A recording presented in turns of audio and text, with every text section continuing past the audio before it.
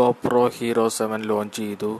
ഈ ലോഞ്ചിൽ 3 ക്യാമറകളാണ് മെയിനായിട്ട് വന്നിരിക്കുന്നത്. ഒന്ന് GoPro 7 ബ്ലാക്ക്, രണ്ടാമത്തെ GoPro Silver, മൂന്നാമത്തെ GoPro വൈറ്റ്. GoPro ക്യാമറകളുടെ ഏറ്റവും വലിയ പ്രത്യേകത എന്ന് പറഞ്ഞു കഴിഞ്ഞാൽ അതിന് നമ്മുടെ ഹെൽമെറ്റും മറ്റ് പല ഇതുകളായിട്ട് കണക്ട് ചെയ്യാൻ വേണ്ടിയിട്ട് കുറേ ആക്സസറീസ് കിട്ടും. അതായത് കുറേ മൗണ്ടുകൾ. അത് നമുക്ക് ട്രക്കിങ്ങിലും അതേപോലെ ബാക്ക് റൈഡിനൊക്കെ പോകുമ്പോൾ നമുക്കത് ഹെൽമെറ്റും അല്ലെങ്കിൽ നമ്മുടെ ഷർട്ടും അതിൻ്റെ കാറിൻ്റെ ഡെക്കും അതിനൊക്കെ കണക്ട് ചെയ്യാൻ കുറേ ഡിവൈസുകൾ ഇതിനോടൊപ്പം നമുക്ക് ലഭിക്കുന്നു.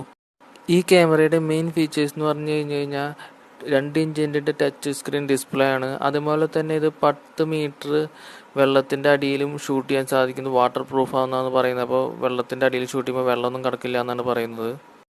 ബ്ലാക്കിൻ്റെ ഫീച്ചേഴ്സ് എന്തൊക്കെയാണെന്ന് നോക്കാം. ഇതിന് ഇന്ത്യയിൽ ഇപ്പോൾ ഏതാണ്ട് 37,000 രൂപയോളം വില വരും. അതിൻ്റെ ഫീച്ചേഴ്സ് എന്തൊക്കെയാണെന്ന് പറഞ്ഞു കഴിഞ്ഞാൽ അതിൽ 12 മെഗാ പിക്സൽ ക്യാമറയാണ്. അതേപോലെ തന്നെ വാട്ടർ പ്രൂഫാണ്.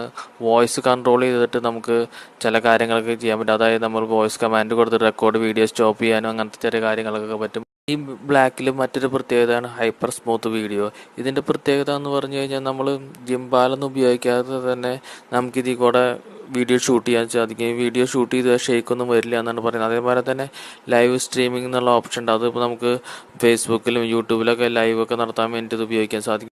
രണ്ടാമത്തെയാണ് സിൽവർ. അതിന് ഇന്ത്യയിൽ ഏതാണ്ട് 28,000 രൂപയോളം വരും. അതിൽ 10 മെഗാ പിക്സൽ ക്യാമറയാണ്. അതേപോലെ തന്നെ അതും വാട്ടർ പ്രൂഫാണ്. വോയിസ് കൺട്രോൾ ഉണ്ട്. അതേപോലെ സ്ലോ മോഷൻ 2x ഉള്ളൂ.